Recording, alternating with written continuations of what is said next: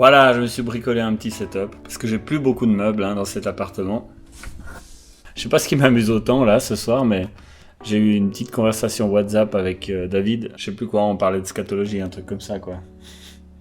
Une méthode pratique quand on doit partager justement une chambre avec plusieurs personnes. Il y a entre 8 et 10 personnes pour les mêmes toilettes. Donc on était tout à fait dans les solutions scato. Bah moi, j'ai mon appartement, c'est bon. Alors je voulais absolument vous le partager. Donc de une pièce, donc je vais enfin pouvoir respecter mon engagement de minimaliste. Je ferai un petit tour du propriétaire quand il sera vide de celui-ci pour voir un peu la différence. Parce que l'idée c'est de vous montrer le avant-après. Pour voir le style d'appartement que je vais quitter et comparer avec le nouveau, justement, ce sera assez spectaculaire. Je pense que... enfin bref.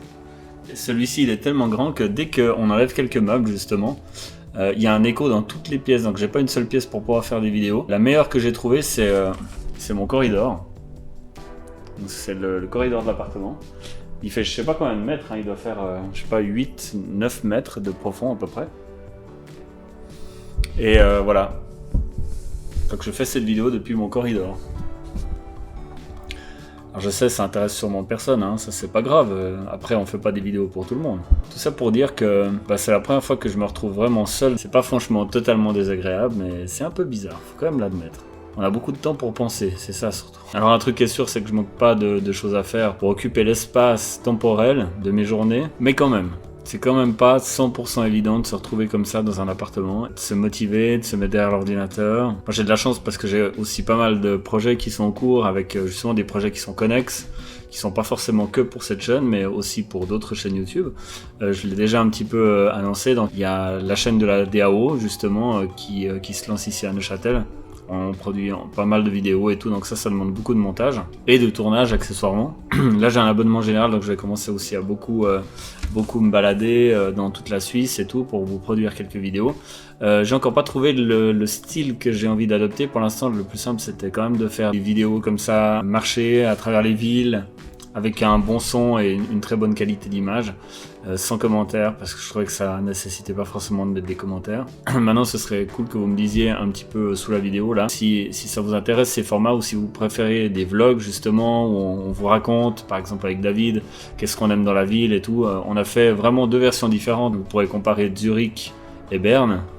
Berne, on l'a fait simplement en walking in the city, et puis on a absolument pas de commentaires et tout ça, et c'est que de la promenade. Franchement ça se laisse regarder, c'est en 4K 30 images par seconde, donc c'est assez fluide et tout, et en plus on a vraiment une très belle qualité de prise de son, donc on est vraiment complètement immergé dedans. Et par contre le vlog de Zurich, on donne un petit peu nos impressions, qu'est-ce qu'on trouve d'amusant dans la ville et tout ça. D'ailleurs on teste justement des trottinettes électriques, vous savez que j'adore les trottinettes, ça c'est plus à prouver. D'ailleurs il faut absolument que je répare la mienne parce qu'elle fonctionne plus là. Allez, je vais vous la montrer.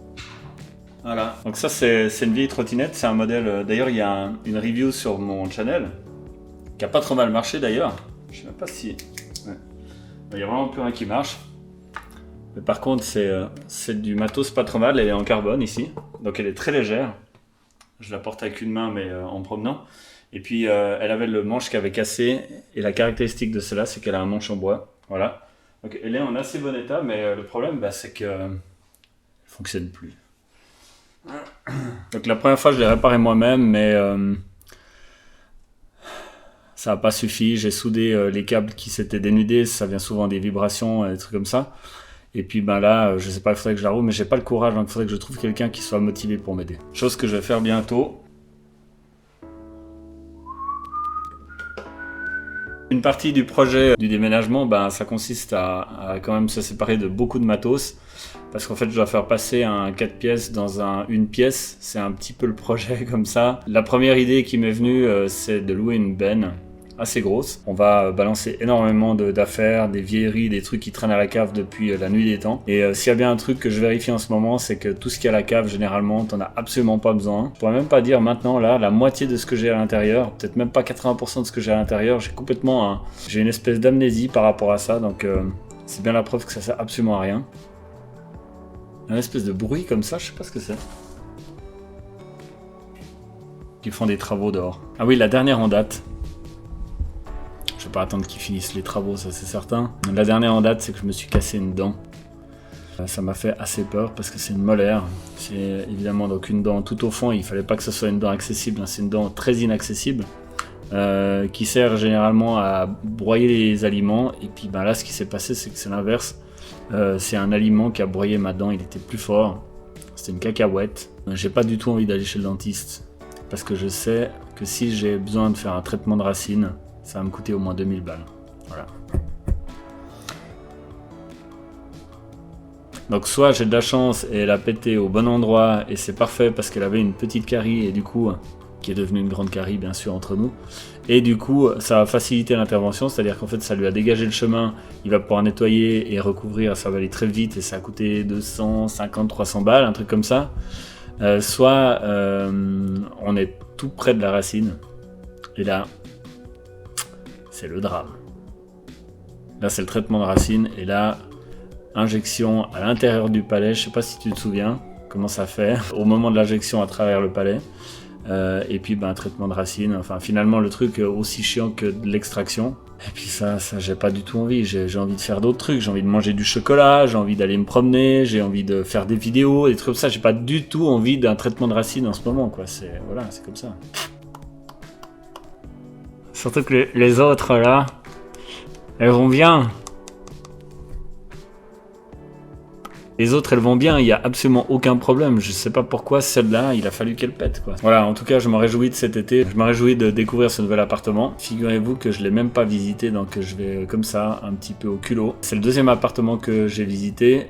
Et je l'ai eu, ça c'est grâce à Nathalie, faut quand même le dire, elle a eu un super contact et tout. Faut dire aussi qu'ici à Neuchâtel, il n'y a pas énormément beaucoup de concurrence, enfin ça dépend les biens, mais là c'était incroyable parce que j'ai réussi à avoir un truc complètement au centre-ville. Donc généralement il y a beaucoup de monde, surtout dans ces catégories de prix, et moi je voulais justement économiser un max qui soit entre 6 et 700 francs suisse. Ça court pas les rues ce genre de truc, surtout pour un studio. Après il y avait plein de possibilités en termes de colocation, mais bon franchement je sais pas si j'ai envie de reproduire l'expérience quoi. Voilà les amis, c'est déjà terminé. Je suis très content pour ceux qui ont regardé la vidéo jusqu'au bout. Je vous remercie d'ailleurs pour ça. Et pour les autres, je vous donne rendez-vous dans une prochaine vidéo. Allez, à très bientôt.